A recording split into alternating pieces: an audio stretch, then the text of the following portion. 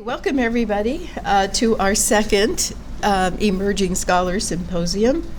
I'm Jen Giuliano, the director of the Pacific Southwest Region University Transportation Center, also director of the METRANS Transportation Center, which is housed here at USC and at Cal State Long Beach. Just for those of you who may not be familiar with the Pacific Southwest Center, PSR is what we call it.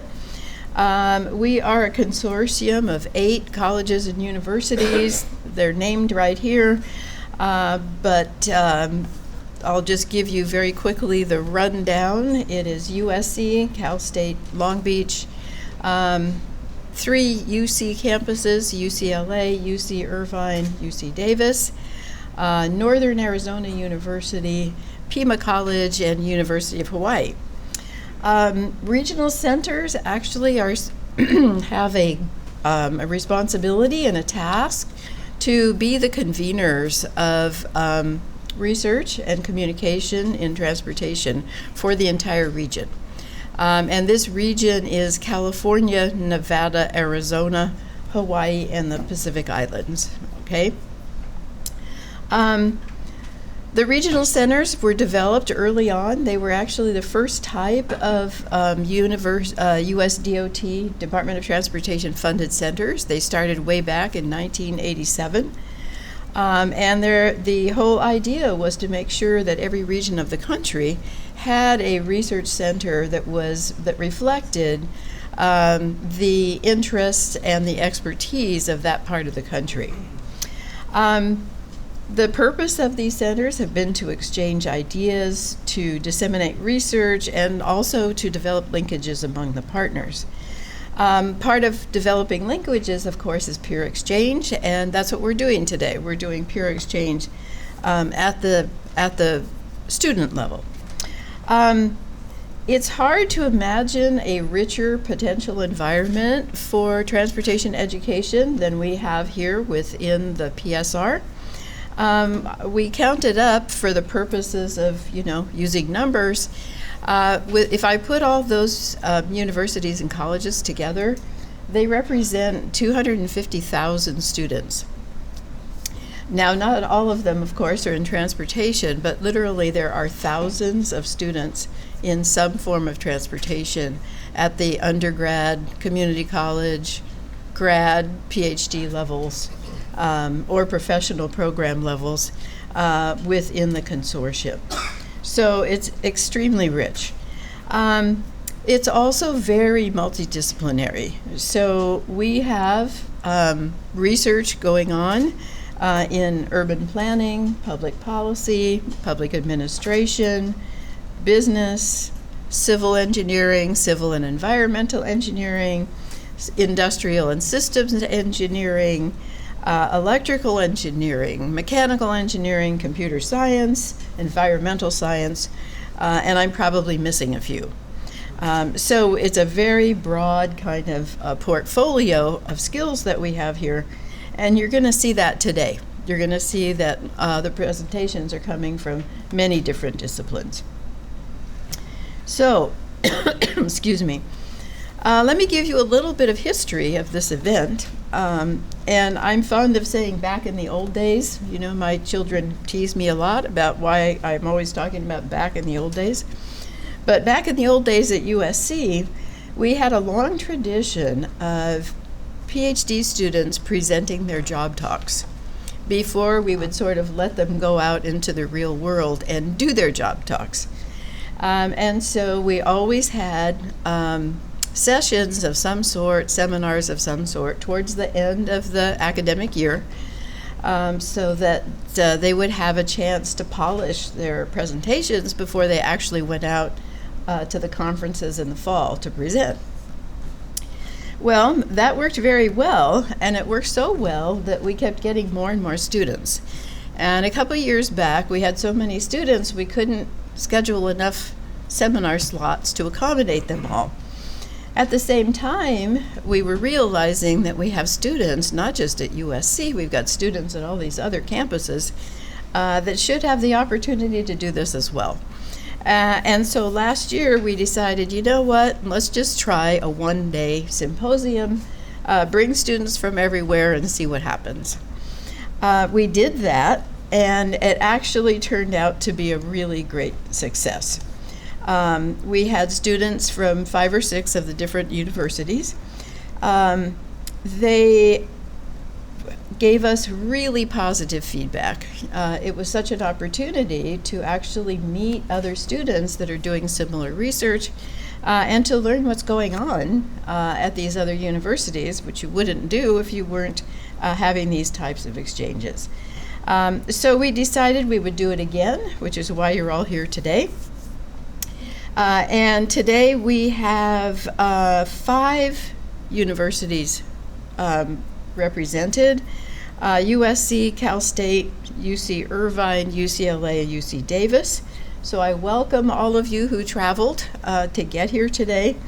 I think you're going to be very impressed with the breadth and the depth and the quality of what you're going to hear today.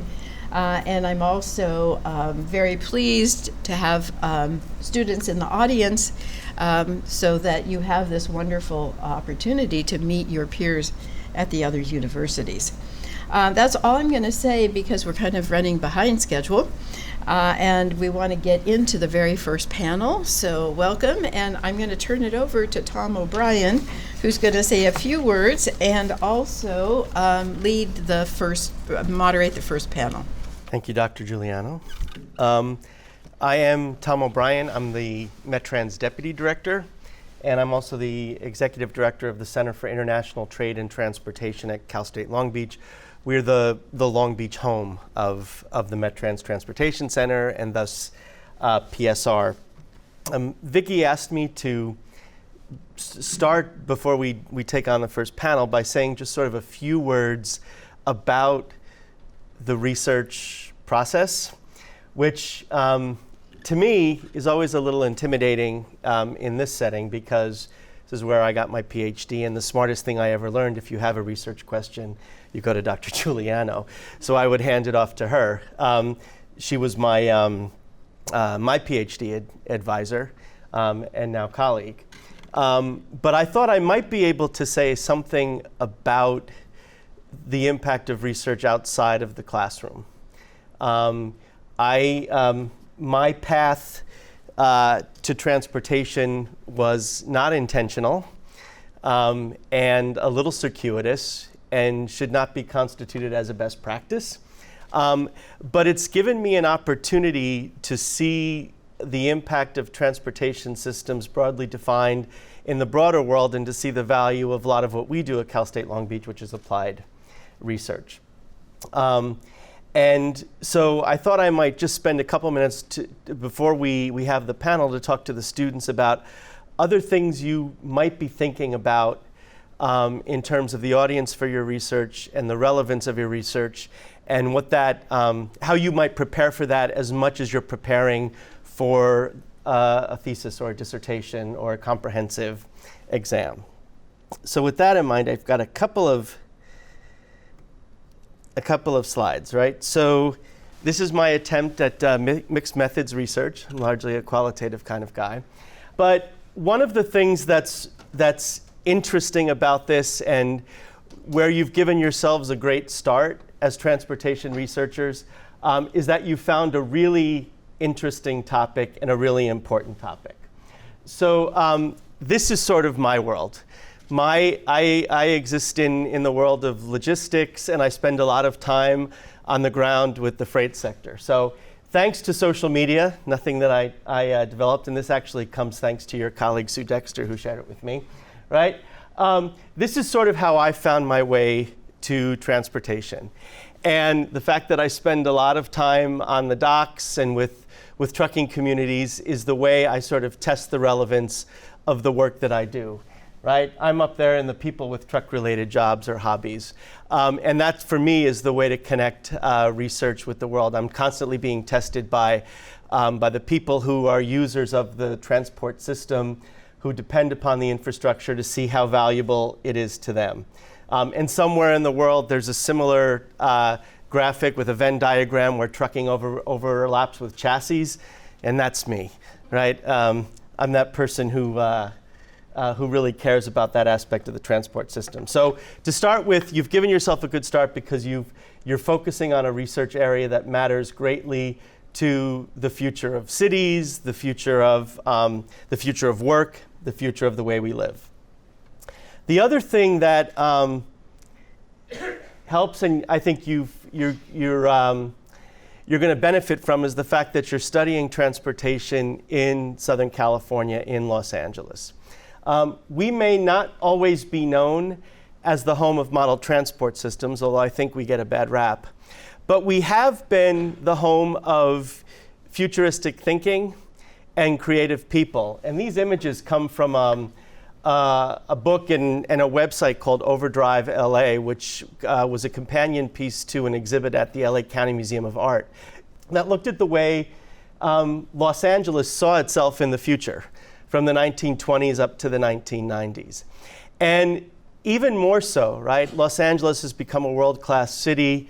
We're a world-class region where creative minds, smart people have an opportunity to influence what our region and what our city will look like moving forward. These may not have been realized entirely, but there are opportunities moving forward to inform and influence what comes next, right? And you got to stay nimble. Whether the future that you envision is autonomous driving or drones or alternative fuels, the work that you do in those interdisciplinary areas that Dr. Giuliano mentioned, whether it's engineering or planning, policy, economics, business, supply chain, there's a role for you to play. You just have to stay nimble. Part of that nimbleness is opening yourselves to other disciplines that you can learn from that I think will be the hallmark of transport systems in the future. My vision of the future is one where transport intersects with mobility more generally and energy systems. And even if you're not an expert in those energy systems, being conversant in the language of energy, knowing a little bit about what energy systems mean for the demand for different types of infrastructure, is something that I think will benefit you as researchers and practitioners moving forward. And it's important that your work remain relevant, and my charge there is make sure that it remains human-centric. Even if you're designing, if you're working on models or algorithms or looking at opportunities for sort of futuristic transport systems, think about where the human plays a role in all of that. On the left, this is a picture actually from one of our training programs. You can see Dr. Giuliano there, where we were using social media, which is often viewed as a tool of isolation, right, to isolate people, to encourage public sector planners to engage with their surrounding environment, to look at the built form and to see whether it was effective at accommodating multiple uses. What about, was it safe for pedestrians? Was there a place for transit to load and unload? Where were you going to put the scooters? Where were Uber and Lyft going to drop off? So there are ways to do this, and there are ways to sort of use the technology to our advantage so it's not necessarily dystopian in nature. So a couple of last things, again, with the students in mind about how you do this. Well, one I mentioned is thinking more broadly beyond your discipline, reading the literature that goes beyond a narrower scope that you need to complete your classwork. Think about who your audience is for the work. If someone were to read the paper you write, how does it matter to somebody who might be in an agency like Caltrans, right? Designing the system or planning for the system. What else are you reading beyond your discipline? Or within your discipline, besides academic work, who are the thought leaders that are sharing their thoughts on blogs? Are you practicing writing skills that allow you to contribute to those blogs? That's a very different skill set than writing for an academic journal, but it's a way to communicate your ideas to an audience that can appreciate them. what associations do you belong to? What groups that often have free memberships or very low-cost memberships for students? Take advantage of that now. What TRB committees are you friends of? Even if you don't get to go to Washington to take part in the conference, you can become a friend of committee. Engage with the people on that committee who are leaders in your field in a way that you will learn from. And then that gets you in a position to become more actively involved. Are you involved in student chapters of organizations here, or can you take a leading role in forming them? I currently serve as the president of the Council of University Transportation Centers, of which PSR is a member. And ITS America reached out to me to say we don't have student chapters. We know ITE has student chapters. There are various planning organization chapters. How do we work with student networks on campus to get intelligent transportation systems a higher profile? So there's an opportunity. And the directors of those centers will be getting an email about that soon. Are you attending planning commission or city council meetings either in person or virtually to see how the discussions surrounding the funding and financing and planning of transport systems are made? So do you understand that if simply a good design may encounter challenges when being put in front of elected officials who represent very diverse community groups? And then lastly, what other skills are you developing that we would once define as soft skills, but I don't like that term because soft skills could cost you, the lack of soft skills could cost you a job, whether it's in the academy or elsewhere. They're foundational skills. And there are things that you can do to help yourself that make you a more effective teacher, a more effective researcher, a more effective practitioner. I'm thinking of things like public speaking. We have two of our team members at CITT that we've encouraged to try Toastmasters as a way to make them much more effective in the speaking that they do. Are you looking for opportunities to be part of teams?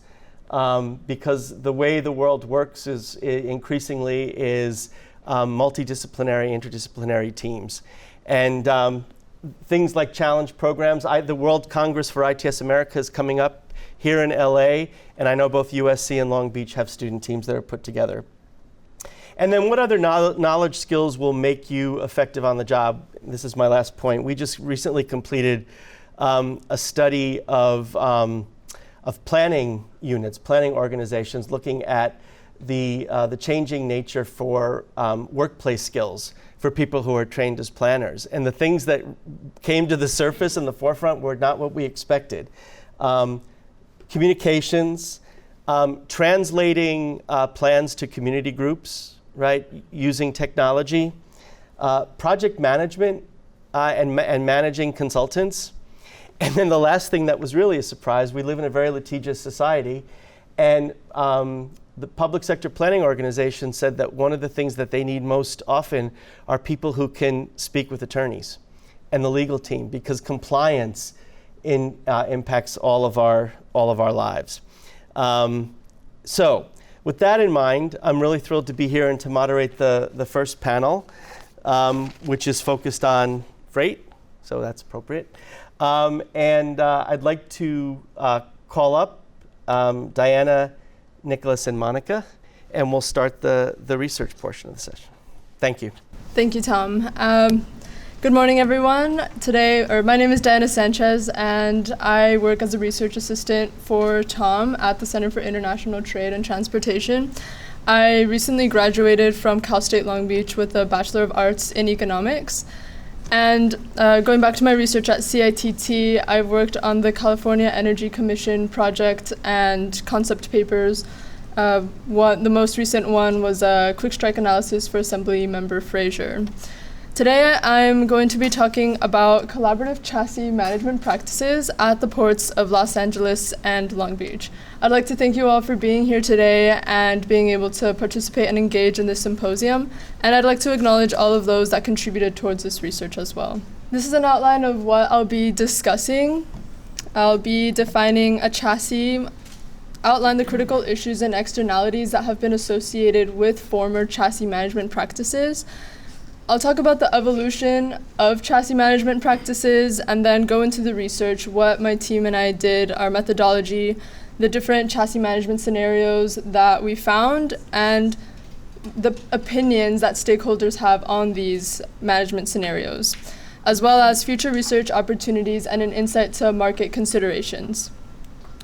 With this research project, our goal is to inform further discussions of chassis management at ports to better facilitate decision-making regarding chassis operations. So I'd like to begin by defining what a chassis is. And to get a quick show of hands, does anybody know what a chassis is? Okay, so quite a few of you. The chassis is the trailer that holds the container and attaches it to the truck. It's highly related to the container. And I'd like to talk about the container because, again, it has a very strong relationship with the chassis. And the container, it was created in 1956, and they were really efficient because it allowed companies to achieve economies of scale. So they were able to lower their average cost while having a higher quantity of products being imported. They're also really efficient. As you can see, they're stacked, which allows for more space to be available at the ports. The port of Los Angeles and Long Beach tend to stack them about 4 to 5 containers high. But more importantly, I want to associate the container and its relationship to the chassis, because when there is a high volume of containers at the port, it also means that there's a high demand for chassis. So it's important to ensure that there's a good number of availability of chassis in order to allow for the mobility of containers. This is a quick diagram to show the number of cargo that is containerized and handled by the Port of Long Beach. And it also goes to show that since there is a large number of containerized cargo, there's also a high demand for chassis. To provide some background, in 2011, there were roughly 670,000 registered chassis in North America through the Intermodal Association of North America, or IANA for short. And 70% of these were ocean carrier provided, and this was a huge problem. The reason why it was a problem is because you would see a lot of trucks like this, which have a chassis but no container. And I'll go into what those issues were. Because the ocean carriers owned the chassis, they were able to store the chassis at the terminals, but when truckers delivered a container, they would have to return the chassis to the terminal. So this resulted in truckers needing to return the chassis back to the port after dropping off the container. As a result, it led to many non-revenue generating trips for truckers, and this is especially crucial since there is a regulation known as hours of service. And what this regulation does is that it limits the amount of consecutive hours a truck driver can drive before taking another consecutive hours of a break. And so if they're spending a lot of time or taking time to return these chassis, they're not earning any money, and it limits the number of revenue generating trips, known as turns, that a driver can make in any given day.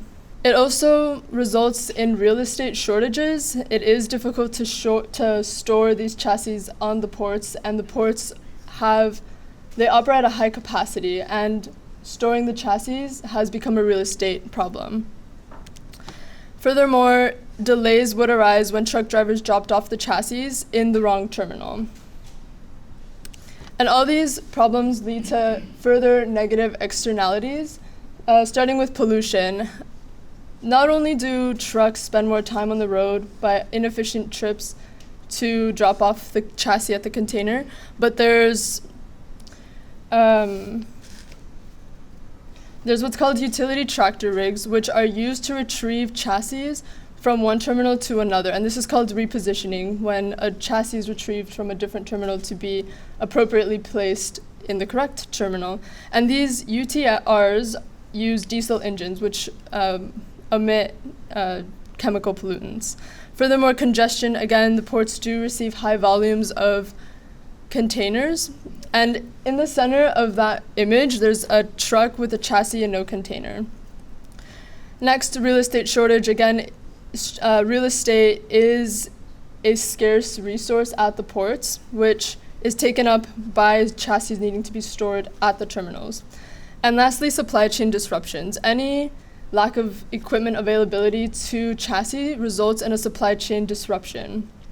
And this is a picture of an empty shelf to show that if a container isn't able to meet its final destination as a result of chassis, then we can see lack of products being available. So there had to be a better way to manage chassis, and there were. And it's really been an evolution of different strategies that have been created, but I want to mainly focus on two. And that is the traditional model, which I described, where the ocean carriers were the owners. And then I'll describe how eventually we arrived to the pool of pools. Ultimately, the difference in these practices depend on the owner and who managed the chassis and the different ways that it was facilitated. To give a historic overview and to show how the management practice of chassis was changed, I'd like to start off with when Maersk announced Chassis Link. And Chassis Link was a way for truckers to rent chassis, and they would pay a fee at the end of the day, but they could use the chassis as many times as they wanted, as long as they returned the chassis to the terminal at the end of the day. In 2012, Maersk, who is an ocean carrier, by the way, they decided that it was no longer profitable for them to continue owning these chassis, and they decided to sell Chassis Link, which was later called DCLI. And they started to divest themselves of chassis, and other ocean carriers started doing the same. In 2013, there was a cold winter, and it disrupted the supply chain, which then resulted in chassis shortages in 2014 when there was a surge of containers.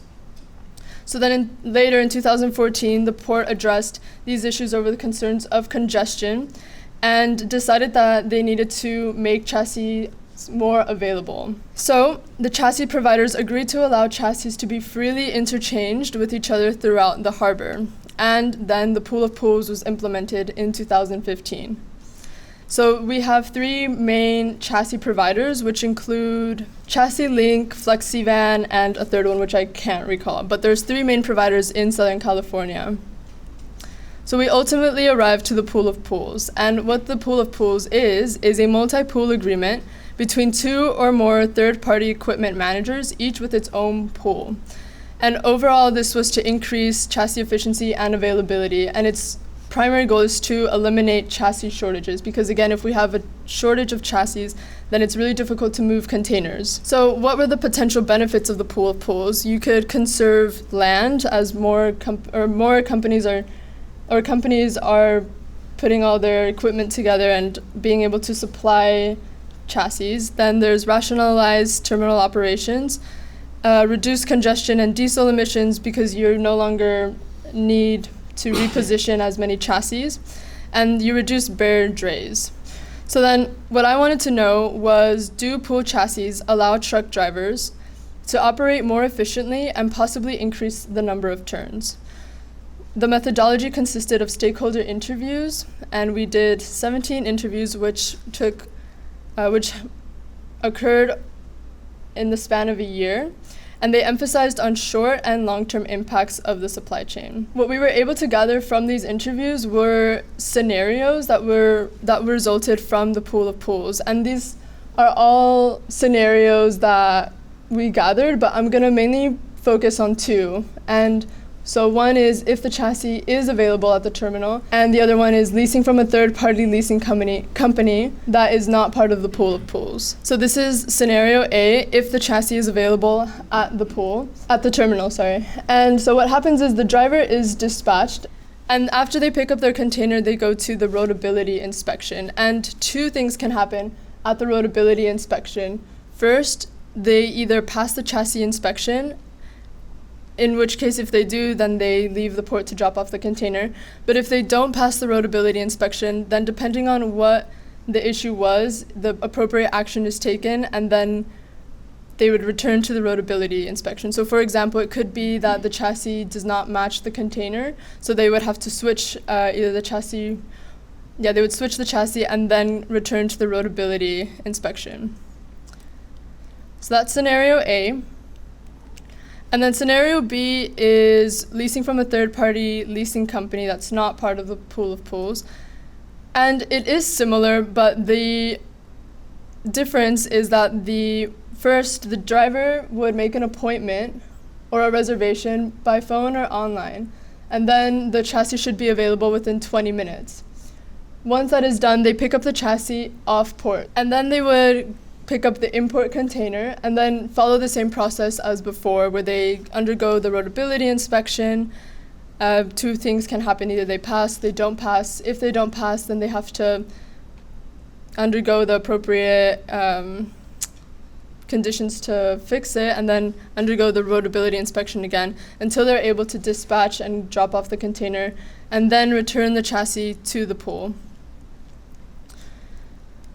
So we interviewed different stakeholders. I'll talk about the trucks, the Port Authority stakeholders, and the rail stakeholders. And it's important to note that there are different perceptions on whether or not the pool of pools is successful depending on your position in the supply chain. So the trucking stakeholders, they perceive that the pool of pools strategy is a temporary solution, and that they see movement towards a long-term lease with individual pool operators, or for larger companies, they see them owning their own fleet of chassis. There are some truckers that have invested in their own chassis, but this can be a storing challenge because they don't always have a place to store the chassis. And if they have too many chassis, then it becomes a cost burden. So there's a sweet spot or an equilibrium, so to say. And then they have also expressed frustration in the roadability inspection process, saying that there are long waiting times to undergo the inspection, and this is an opportunity cost for them. The Port Authority stakeholders, it's important to note that the Port of Long Beach and the Port of LA are landlord ports, so they don't actually operate or own any chassis. However, they do acknowledge that the chassis management practices are evolving and they still need further improvements. They also say that they predict terminals may not like having to rely on other terminals for equipment, and they agree that chassis management needs to be stored off the terminals because there's such a limited availability of space on the ports. Rail stakeholders, their perception is that the pool of pools has impacted equipment availability at rail ramps, and that the shortages have made it complicated to move containers, which makes sense considering the relationship between the chassis and the containers. They also state that the pool of pools, rail operators report more difficulties in identifying chassis owners, and they expressed interest in using technology to track equipment. In conclusion, there's a lot of different opinions about the pool of pools, and really the pool of pools, it is more efficient, but it hasn't eliminated all the repositioning of equipments between terminals, and it has created uncertain and continuous environment at the roadability inspection station. And respondents have observed redundancies in managing logistics and stock control, customer coordination, and labor coordination and maintenance and repair.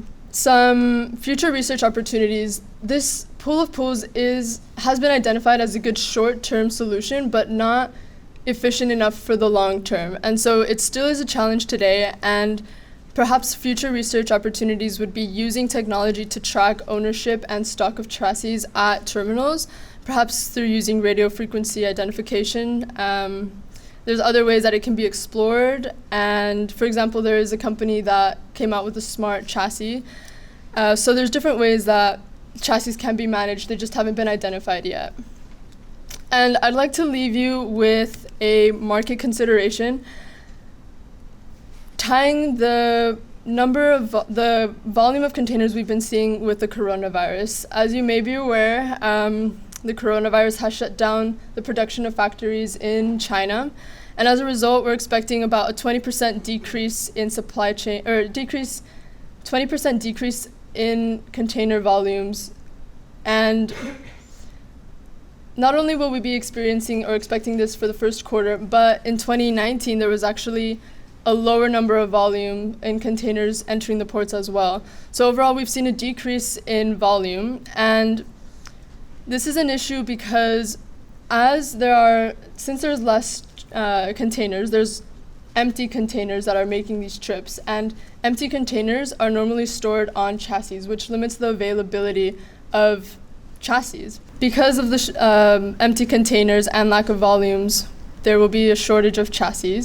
And it's also, we may predict a surge of volumes after the factories continue and bring in imports, but it'll be difficult to get the supply chain moving again and making chassis available because there are empty containers sitting on top of them.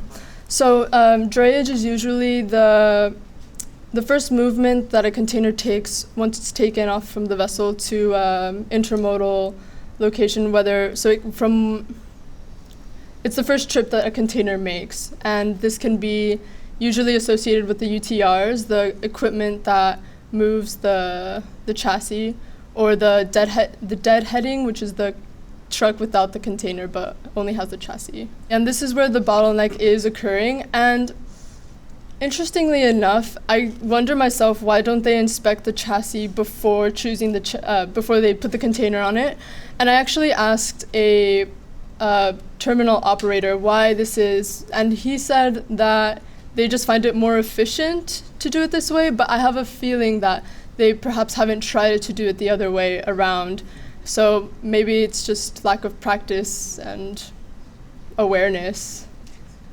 If I can add just delicately, right, there's also labor considerations about the process that are of who inspects and when, that are driven by the contract between the dock workers union and the terminals. What are the problems that arise during the roadability inspection? Yeah. So one of the reasons, or a couple of the reasons why a chassis will not pass the roadability inspection are due for a couple of reasons. Perhaps let me go back a couple slides. It could be that the brakes on the chassis they're more related to the chassis and how perhaps the chassis isn't well maintained, so the brakes aren't working well, the wiring isn't well, or they're poor, it's overdue on an inspection. Those are usually the types of reasons why the chassis wouldn't pass the roadability inspection. But in terms of the container, I'm not too sure how that would impact the flow. It's usually then related to the chassis, but it could be that there are other issues and they haven't been realized yet. And I'd also like to mention that there is a company that came out with the Smart chassis, and it's a GPS chassis that is able to provide metrics on how long a chassis spends at the terminal or a warehouse. And so providing these metrics will be able to provide better information as to where those bottlenecks are occurring. So perhaps that is a technology that will help identify that question. Who's the company that does that? Very good question, and I have the name of the company, but it's the American Intermodal Management. Yeah, and they're partnered with FlexiVan. So they produced 20,000 of these chassis that have these GPS tracking that tracks the metrics, and they've partnered with FlexiVan in order to make this a bigger product. You mentioned earlier that an empty container has to be repositioned to where it can be needed. My question is, who picks up the cost for that? Is that the trucker's cost, or is that a port cost for an empty container to be repositioned? Do you mean a direct cost, like who would actually pay for that? Sure. Or? Much like in, say, if someone wanted a particular, like a Learjet, and it wasn't available at Van Nuys, it had to be repositioned from someplace else. The owner of the jet passes that cost on to whoever wants to lease the jet. Yeah. So is that the same thing for empty containers? Is there the cost go to whoever's using it, like the truck owner? To be honest, I'm not sure. I'd like to point of order to Tom, who might. Sure. So, yeah, the trucker bears a lot of the costs directly, right? So the incentive is for them to return a chassis to the correct location. Terminals have in the past kept chassis management staff to reposition because they don't want to maintain others, but that they don't want to do that. Right, so that's why there will be something on the terminal called a flip line, where they will force the truck driver to reposition the chassis internally and then move the chassis back to where it belongs, if it doesn't belong at that particular terminal.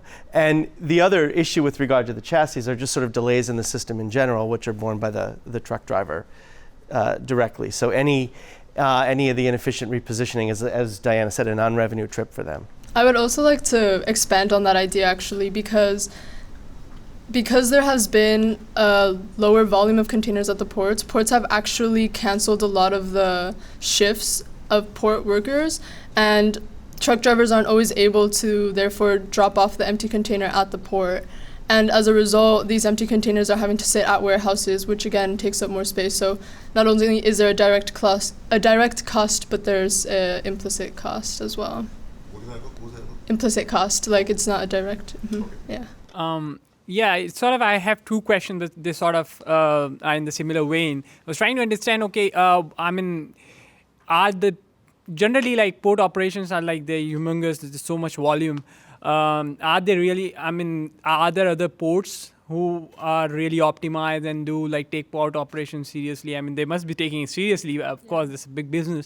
But who sort of, are there like models where, okay, the landlord ports, maybe it's because it's a landlord port, that's why there are operations inefficiencies and they could be corrected? Are there different entire models of operating ports in different places, maybe different cities across the US or maybe internationally? So this issue is actually throughout the United States, and it's unique because at the very beginning when the container was created, it was decided that ocean carriers would take ownership of the chassis, and this was throughout the whole United States, but other continents like Europe and Asia don't experience this problem because from the start they decided that shippers or truck drivers would be the ones responsible for owning the chassis.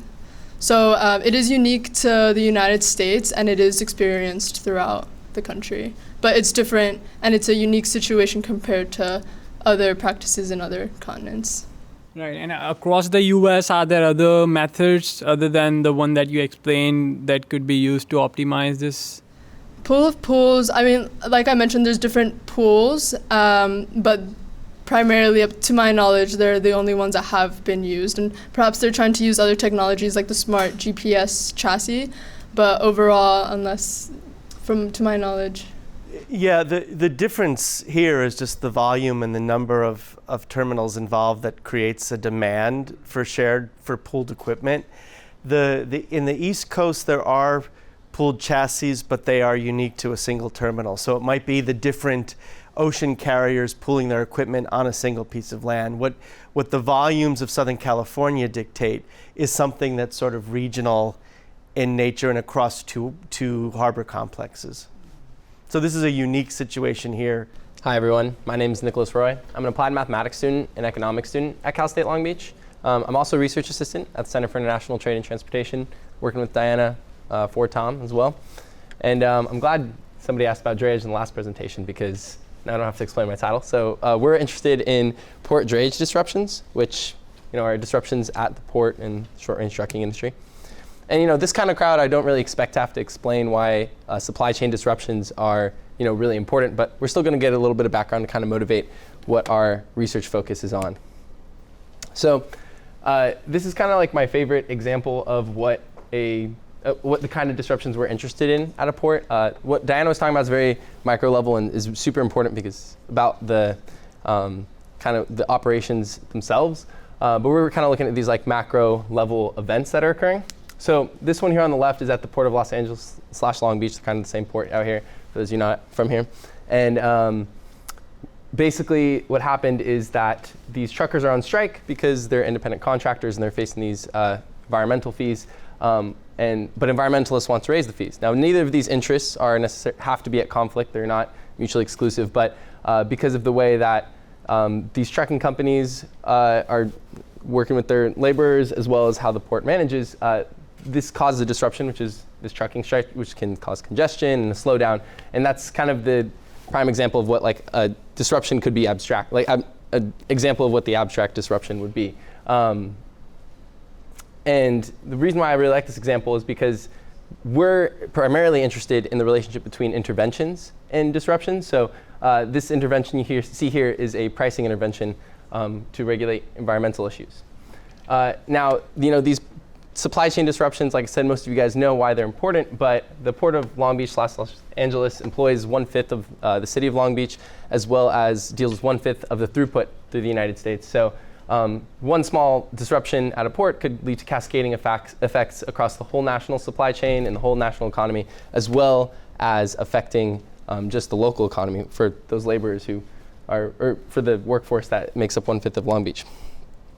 And like Tom previously mentioned, this research is sponsored by the Intermodal Association of North America, or funded by them, because they're just interested in seeing what causes these disruptions and interventions. It's not like the kind of research that's like funded because they want a result. They just want to know a result that is a specific result. They want to know what are these problems, and it's really good that they are funding this project for that reason. But not only is it useful for the industry or for us to just kind of understand these in academics, but we're able to look at this from a policy perspective for looking at effects of the trade war, tariffs, and as Diana kind of mentioned, coronavirus is a very big part of the future of where disruptions are going to have an effect in the supply chain, and not just coronavirus, but any pandemic or epidemic. But all that's abstract, and I really want to kind of like drive this home for you guys on a personal level. I think we've all gotten an email like this from Amazon before, where you have a package delayed, and this might seem small. I was a little bit upset about this one because it's a linear regression textbook, which we use in this analysis. But this might seem small and it's just a textbook or something a few days late, but if you are, let's say, a diabetic who needs insulin, or somebody who needs urgent medical supplies, these are kind of things that a supply chain disruption can have really like deep effects on an individual level. And we don't, no one wants that. So that kind of just gives you an importance of why they're important, but we want to know why they happen, and if interventions are working to prevent or to avoid having these disruptions from occurring. So the data set we use is, we've had events that are either labeled as interventions or disruptions across, I believe, over half a century period, across 107 ports across the world. We do narrow this down in the analysis, we'll get to that. But we match this with economic data such as GDP, GDP per capita, urban population, national population, things like that. Of course, the throughput at a port, or 20-foot equivalent units, I'm sure most of you guys are familiar with those, just a measure of how many containers, as Diana was talking about, go through the port. And we also do have a few unique variables that we kind of use as controls to isolate the effects of interventions in particular. So one that we think is really important here is the modified relative concentration index. This is used in other literature to talk about port competitiveness and regional relevance of the port and how important it is for the economy. But we're using a modified version that only compares the port to other port cities to see how the port competes against other ports. So as you see, you have throughput at the top divided by the population at that port. So essentially the size of the port city and the size of the port activity. So this is important for us seeing, a port that's kind of like a gateway port, or like a hub of imports and exports, or if it's simply just a large city that needs a lot of goods imported into it. So we also use these locus of control categories. So basically with how those work is national, state, city, or private authorities. These categories are not mutually exclusive. You could have a port that is both controlled by a private authority and a municipal authority, for example. And so we use those to kind of control for different different management models when we're looking at this analysis. But like I said, the primary interest in our research is this intervention type, or what interventions are causing these disruptions. And so we have 7 different types, ranging from planning to gates, for example. You saw an example of the pricing one before when we were talking about the environmental regulation. One that you'll see that will become more important as we move throughout this presentation is the hinterland intervention. That's essentially when you have a change in the road from the port to the mainland to get the goods from the mainland to the port. So the methodology we use is we ran several logistic regression models, some of them with fixed effects. And we are primarily interested in the effects of these interventions, like I said. So most things serve as controls. Most of the other variables serve as controls in this analysis. However, some of them serve for interesting interpretation as well. We did cut down the data set that we had originally to a 40-year period from 1975 to 2015. The reason being just, there's scarcer data on disruptions interventions earlier on because we're drawing this from a data set of news reports from business journals. And we also bin this data to satisfy assumptions for the logistic regression.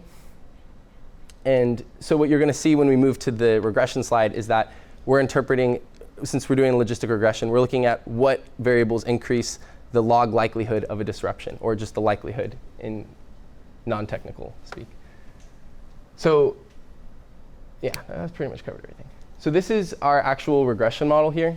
We have 4 different regressions that I'm highlighting here. We do have several ones in the appendix of these slides as well. At the first key finding we want to note is that the throughput, which is that top variable up there, those are the TEU, or 20-foot equivalent units. We see that actually is a significant increase in the likelihood of disruptions until we start accounting for the different intervention types, and as well as if there's even interventions at all. So that actually kind of makes sense. You'd think that initially that port activity would be a big causal factor for creating disruptions if you weren't looking at a more refined analysis of controlling for what interventions are occurring at that port. So that's why, so at the end of the day, it's not actually what's causing it. It's just that it's capturing variation from it until we start controlling for the interventions. We also see that with this second box up here, that first variable, the share of national population in that port city, we see that larger port cities have a lower likelihood of disruptions than smaller port cities.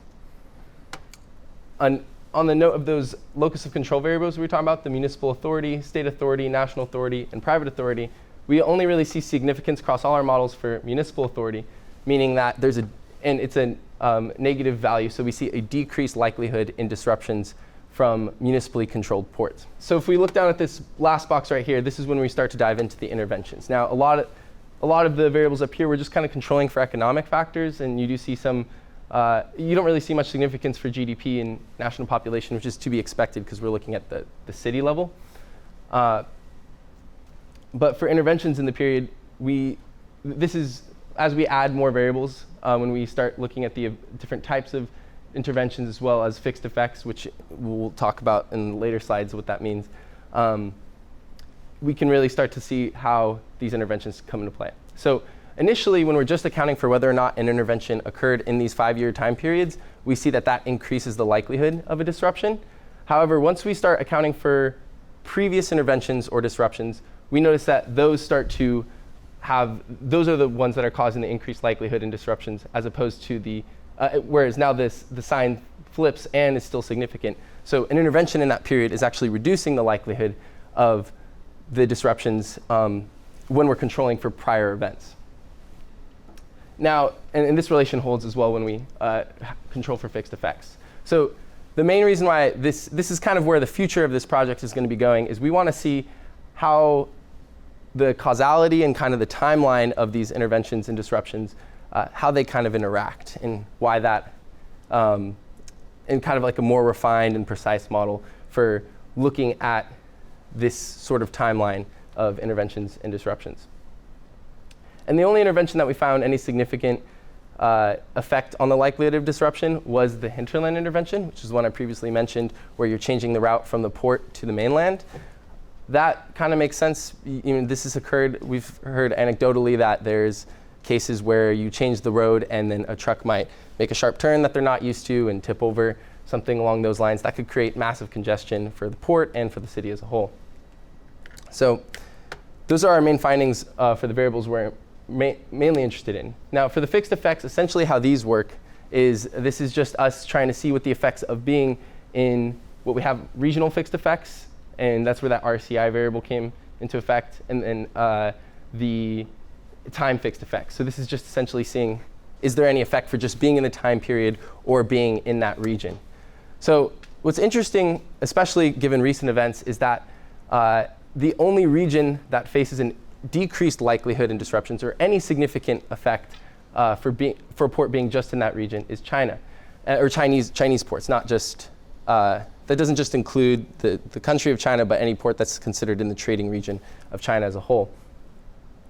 So basically how these regional fixed effects are working is if we have a port that is very similar to one in China, but it's in the United States, for example, we'll see that there's a negative 2.328% decrease in the log likelihood of disruption, or just negative 2.38 log likelihood decrease in the likelihood of disruptions. That's a bunch of fancy stuff. Basically, the important stuff we need to understand here is that those ports actually have a decrease in disruptions. After this whole issue with coronavirus settles down, an analysis of what occurs after the fact and if that change is still there will be really interesting, and that's a potential future road for this analysis as well. We also see with our time fixed effects that ports that are in more recent years have an increased likelihood of disruptions. I think this is a better way of illustrating that. We have a line graph here showing interventions and disruptions over time.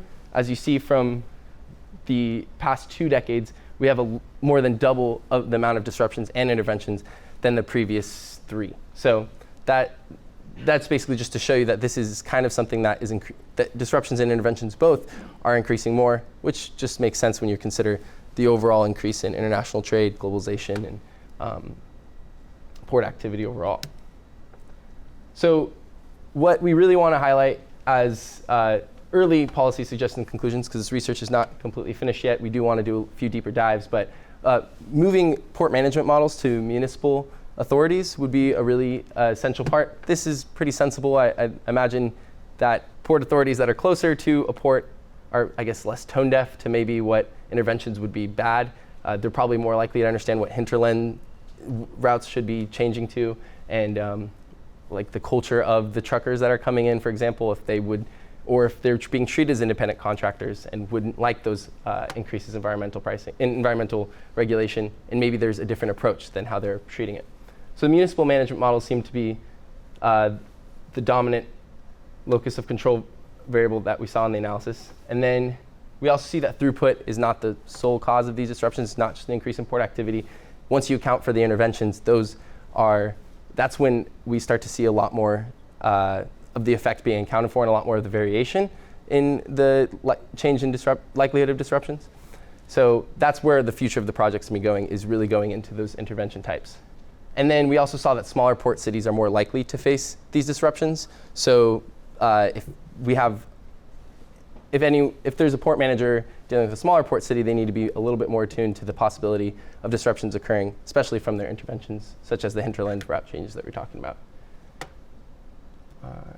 These are just potential future routes of the project or for this research topic in general, but I'm just going to say thank you, and if you guys have any questions, I'll be glad to answer them. I'm a little confused about what is an intervention. Is an intervention something that I do in response to a disruption, in anticipation of a disruption, or both? So, yeah, Dr. Giuliano is basically asking for the video, I'm repeating the question, what exactly is classified as an intervention, or what even an intervention would be in general. And all the things you said were actually fall under the category of intervention. It can be something that is to prevent a disruption from occurring. The hinterland route changes might be seen as some way of doing that if you are expecting an increase in port activity. It could also be something as simple as like the environmental regulation, where you're just trying to meet a certain environmental standard without necessarily focusing on the fact of the disruption. But with essentially what an intervention is just any change in port management or structural change overall. And so that's where we're looking at the relationship with disruptions, is what structural changes at the port cause disruptions and which ones reduce it or don't have any effect on them. So Scott asked about what the was the deciding factor for the small ports. And so yeah, I didn't dive into that too much I should include that in the future. But this is essentially a percentage of the national population in a port city. So just take the population of that port city and divide it by the national population. And so it's a continuous variable, not classified as, yeah. But in the future, it might be useful to classify it possibly.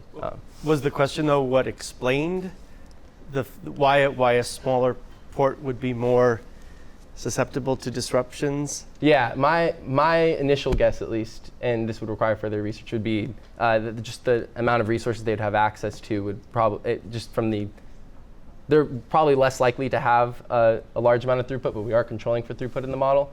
So my guess would be access to resources, technology, things like that, probably less allocated, but that's just a guess. I don't know if you have any input on that.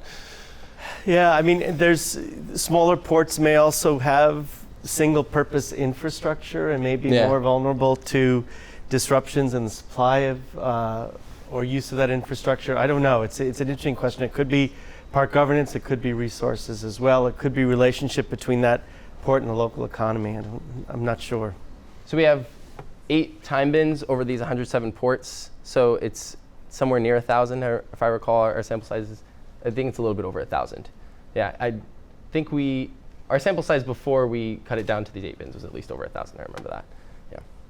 One thing that I think would be an interesting way to look at that would be a difference in difference approach, possibly, for that time period.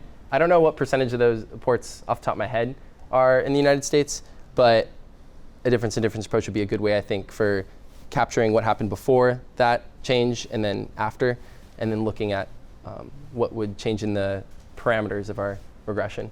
We kind of like a macro, this is like almost a preliminary analysis. I think we're still going to include it when we're making the manuscript, but I think we do want to dive deeper into specific events because you're right that there's like events that occur throughout the time period of our sample that we really want to look at their specific effects on. And yeah, so that was really helpful. Thank you. Why are Chinese ports facing less drayage disruptions?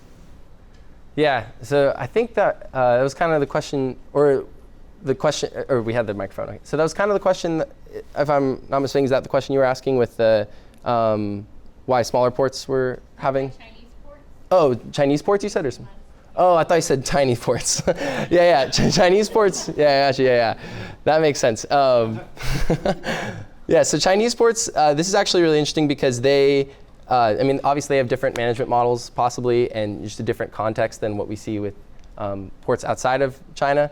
But they also tend to have their factories a lot closer to their ports. So there's a lot more like of a contractual relationship between manufacturers, let's say, and exporters or importers, whatever it may be. So if you think about that distance from the redistribution warehouse to maybe the port, in China they don't really face those issues as much because they don't need to redistribute the imports. They have them a lot closer to where the port itself is. And in some cases, the larger Chinese ports are actually transshipment ports. So they're moving goods off of one ship onto another, and they're not interfacing with the land side as much, which I think makes them a little bit less vulnerable to some of the disruptions. That would be my guess. Yeah, and then another thing is with our data set, we are looking at business journal articles to see these interventions and disruptions. That's how we classified things. And depending on how you feel about China reporting inefficiencies, that's another possibility as well.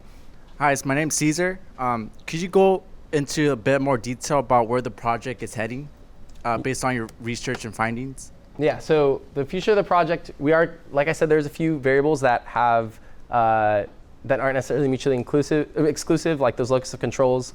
You might want to look at how different authority mixes affect the likelihood of disruptions. Or perhaps we also have data on the approaches of these interventions as well as the types of disruptions. So kind of looking at all those different effects, how intervention types and intervention approaches mix together, and as well as how that occurs with disruptions. Things like that are really interesting for moving forward. We don't want to over-explain with our model, which, like you mentioned before, has a lot of predictors in it. Another thing might be like turning point analysis. Seeing urban population might be a good example of something where the more you get up to a certain point the more population you have in an area could be really valuable to preventing disruptions because it's just more economic activity, but then there might be a point where it just leads to more congestion than benefiting the overall economy in that area. Good morning, everyone. I'm Monica Ramirez, PhD student in Transportation Systems Engineering at UC Irvine. So last year, I had the opportunity to come here and present my research on connected and autonomous trucks using an existing microscopic simulation network. This network was built close to 10 years ago by a group of previous PhD students at the Institute, and it has served for many students after them, including myself, for thesis, papers, and so on. So, however, the demand data for that model specifically and the geometry of the network was a bit outdated, so we decided to build a new and improved network, taking all of that we've learned with the fixes that we did for the previous network. And so this was work that was done with a small group of PhD students, Luke Xu and Bumsan Park, and also our advisor, Professor John Daniel Safor.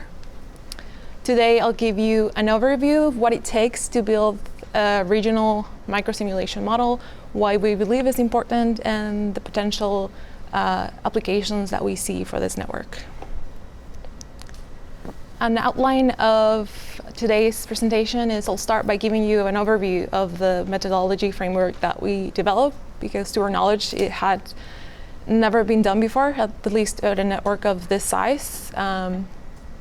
I'll give you the data sources that we use and the steps that we took to clean and process the data before assignment.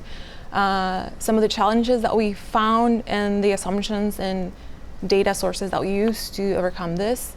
And I'll finalize the presentation by talking about the research opportunities that we see for this network.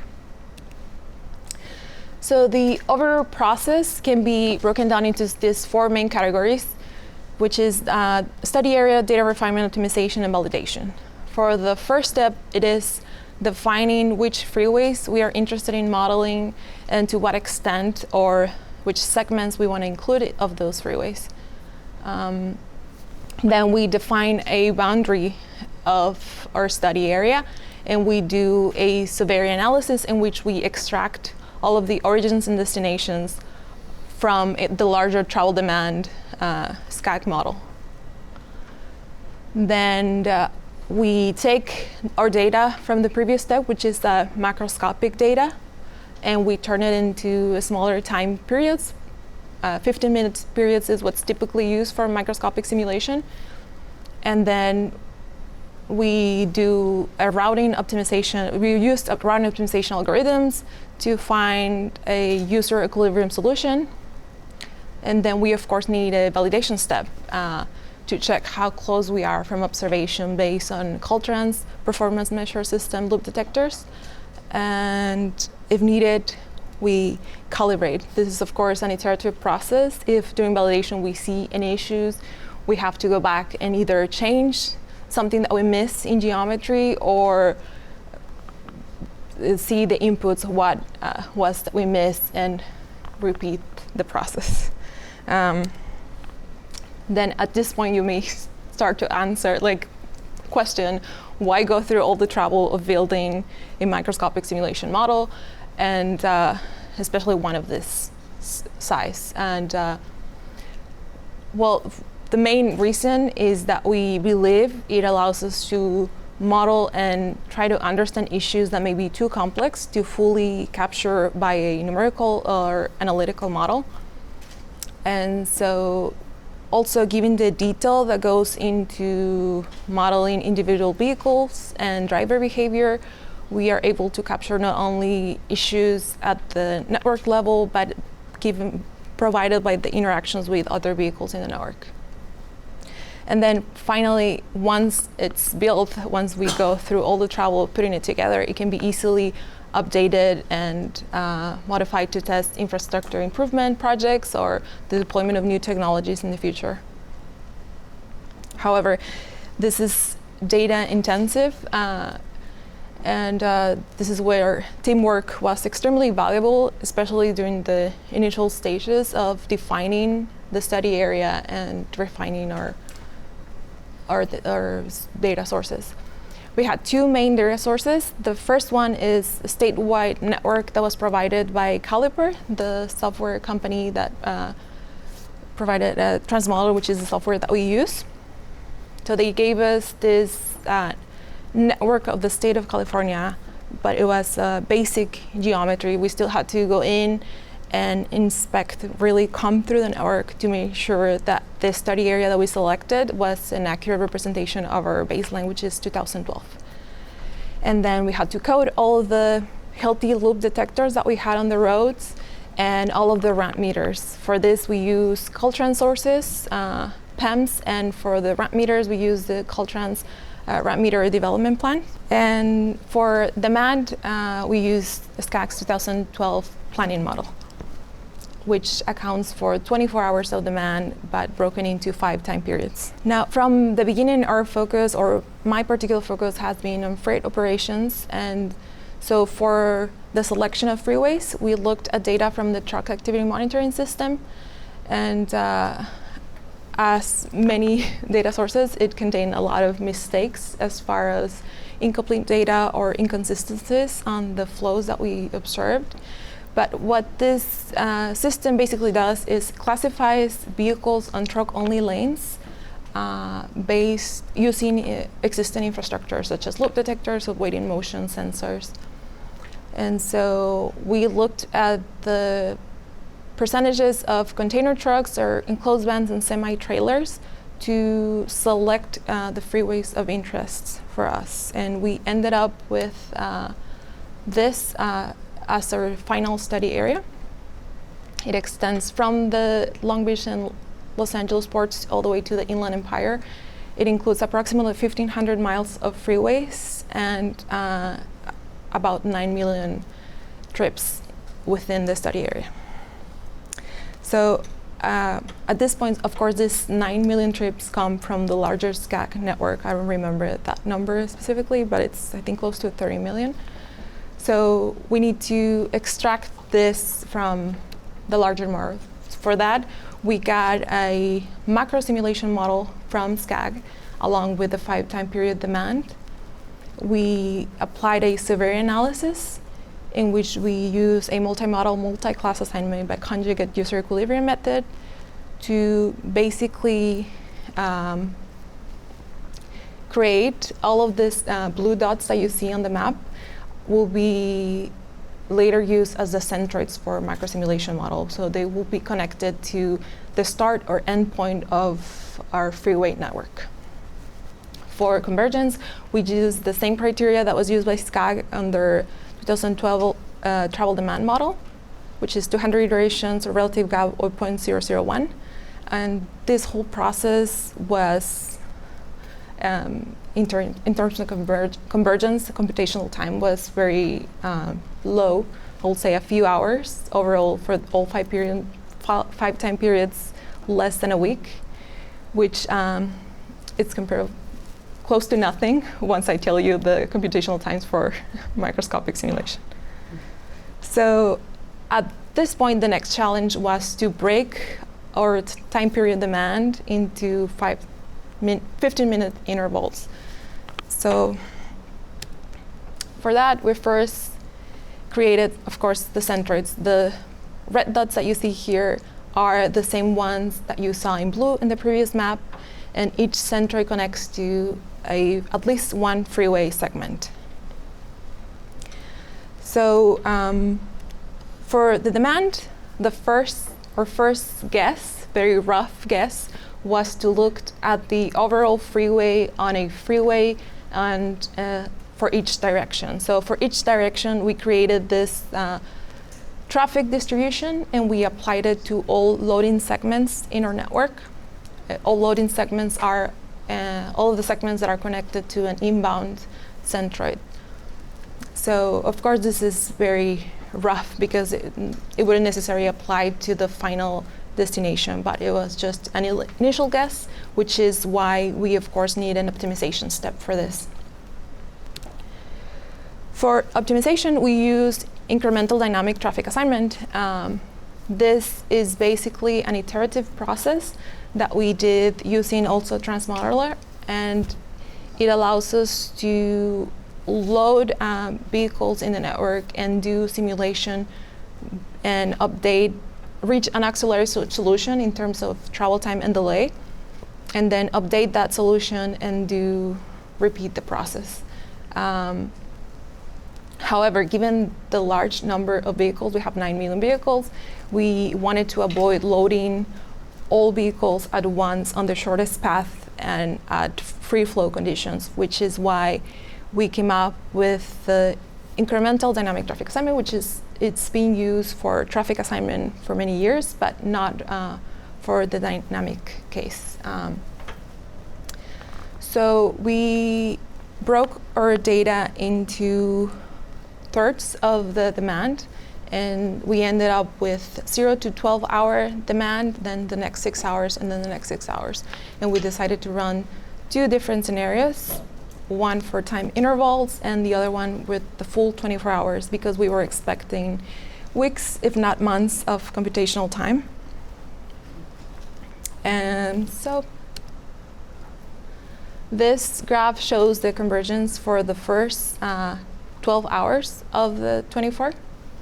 We started with a 50% of the demand and on an empty network at hour 0. So we load 50% of the demand, wait for convergence, use that convergence for the 75% case, use that convergence for the 100% case.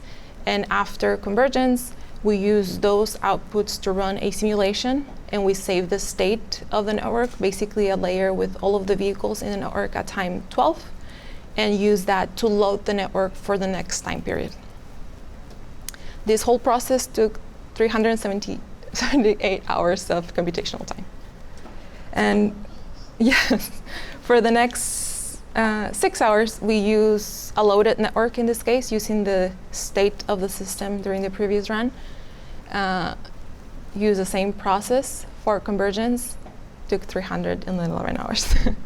And the last 6 hours, for some reason, took longer. This is, of course, as you see, not a monotonical process. It just goes up and down. And the peak on the initial iterations, it's very common for the method of successive averaging, which is what's used for dynamic traffic assignment. So overall, all 3 time periods took about 2 months of computational time.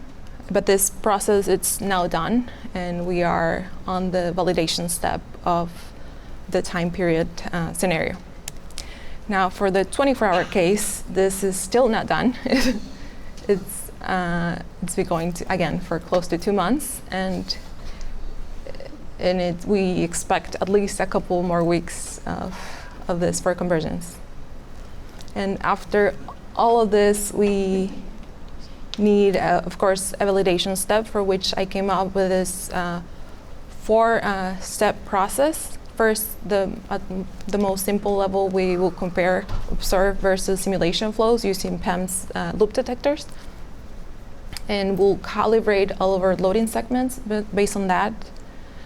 We'll loading capacity check at the beginning of DTA and after calibration, and we'll repeat simulations, and later we'll do a GE check, which is typically done to see how close we are from the observation. We are not trying to replicate the volumes that we see on the road, but we of course want to have reasonable numbers based on PEM's observations.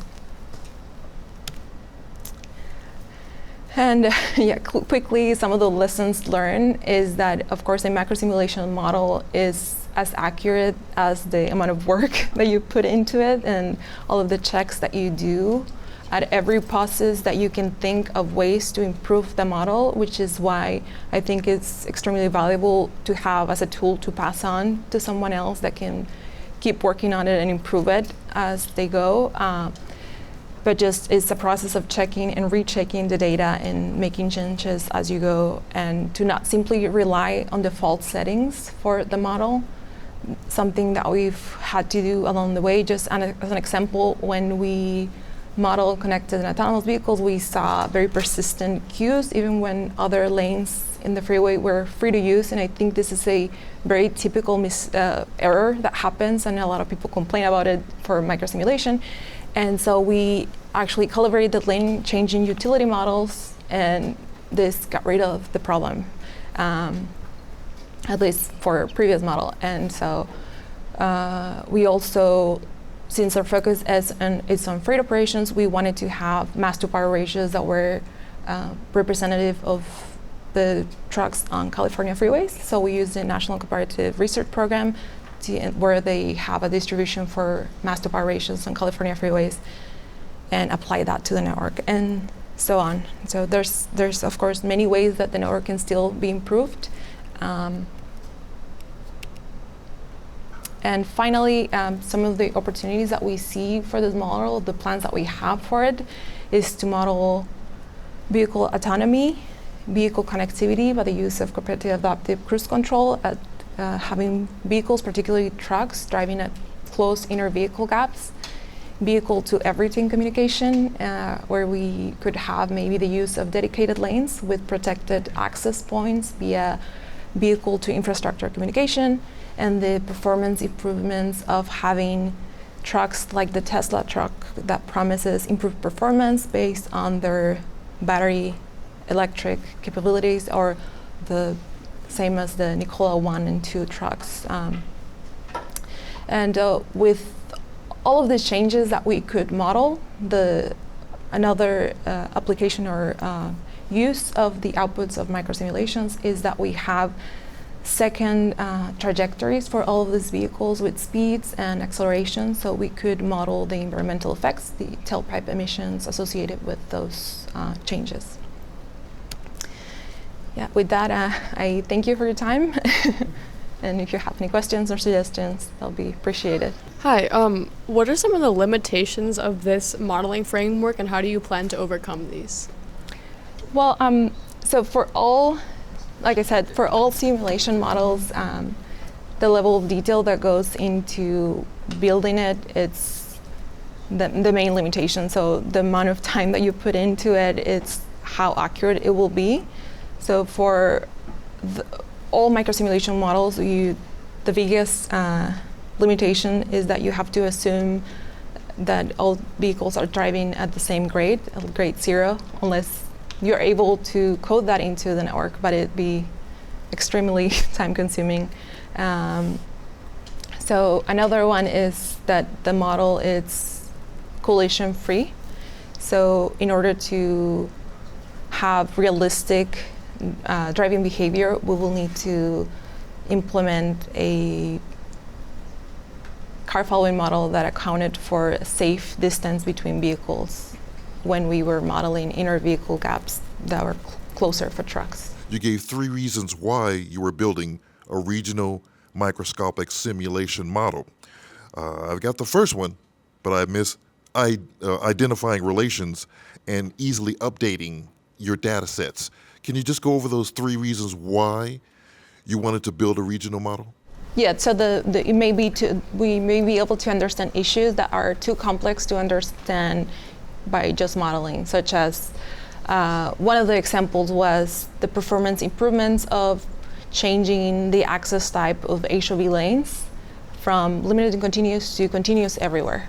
We could quantify that by simulating that on the road.